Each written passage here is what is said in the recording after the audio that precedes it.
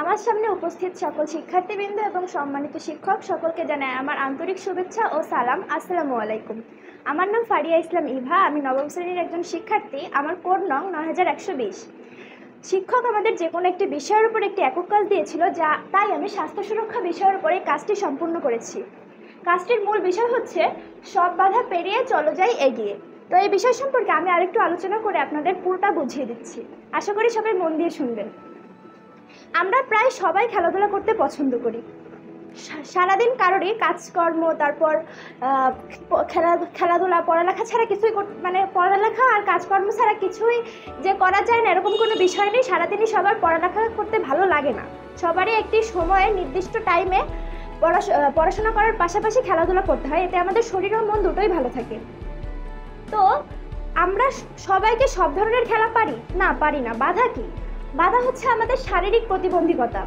আমরা মন থেকে অনেক সময় দুর্বল থাকি। সাধারণত আমরা যারা শারীরিকভাবে অসুস্থ তারা নিজেদের মনোদুর্বলতার কারণে সব কিছু থেকে পিছিয়ে থাকি। এজন্য আমাদের দুটি খেলা আছে, যেমন ইনডোর ও আউটডোর। এই খেলাগুলো যারা সবাই খেলতে পারি না তেমন কিছু নাম হচ্ছে। ইনডোর খেলার মধ্যে রয়েছে দাবা, ওয়ার্ড বিল্ডিং, শব্দ প্রহেলিকা, লোগো সেট ইত্যাদি। সাধারণত বুদ্ধি প্রতিবন্ধীরা তাদের সীমাবদ্ধতার কারণে এই ধরনের খেলাগুলো খেলতে পারে না, কারণ খেলাটিতে দ্রুত চিন্তা করে সিদ্ধান্ত নিতে হয়। আউটডোর খেলাগুলোর মধ্যে রয়েছে ক্রিকেট, ফুটবল, হাডুডু, ভলিবল, হ্যান্ডবল ইত্যাদি। শারীরিকভাবে অসমর্থ ও প্রতিবন্ধী ব্যক্তিরা তাদের সীমাবদ্ধতার কারণে এ ধরনের খেলাগুলো খেলতে পারে না। এর কারণ হচ্ছে এই খেলাগুলো খেলতে প্রচুর দৌড়াতে হয় এবং অনেক শক্তি প্রয়োগ করতে হয়, যা শারীরিকভাবে সীমাবদ্ধতা ব্যক্তিদের ক্ষেত্রে পর্যাপ্ত পরিমাণে থাকে না।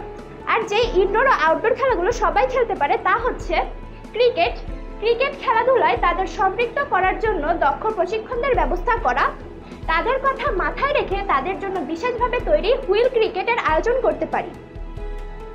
টেবিল টেনিস সম্মিলিতভাবে শারীরিকভাবে যে প্রতিবন্ধীদের নিয়ে খেলার আয়োজন করা, তাদের কথা মাথায় রেখে তাদের জন্য বিশেষভাবে তৈরি র্যাকেটের ব্যবস্থা করা এবং টেবিলের ব্যবস্থা করতে পারি। ভলিবল সম্মিলিতভাবে শারীরিকভাবে প্রতিবন্ধীদের নিয়ে খেলার আয়োজন করা, তাদের কথা মাথায় রেখে বিশেষভাবে ভলিবল খেলার ব্যবস্থা করা।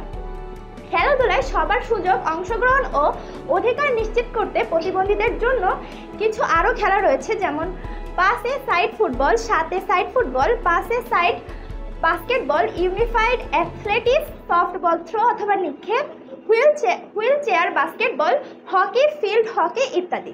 আমি আরেকটি ছোট্ট গল্প বলতে চাই। গল্পটি হচ্ছে রনি ও রাকিবকে নিয়ে। রনি খুব ভালো ফুটবল খেলে। গতকাল তার বিদ্যালয়ে একটি ফুটবল প্রতিযোগিতায় সে অংশগ্রহণ করেছে। সে খুবই উত্তেজিত, কারণ সে এই খেলায় খুবই পারদর্শী।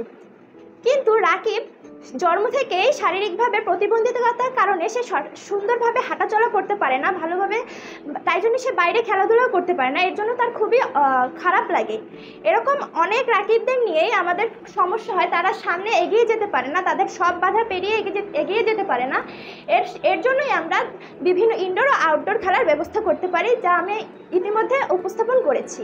তো এই বলে আমি আমার উপস্থাপন শেষ করছি। আসসালামু আলাইকুম।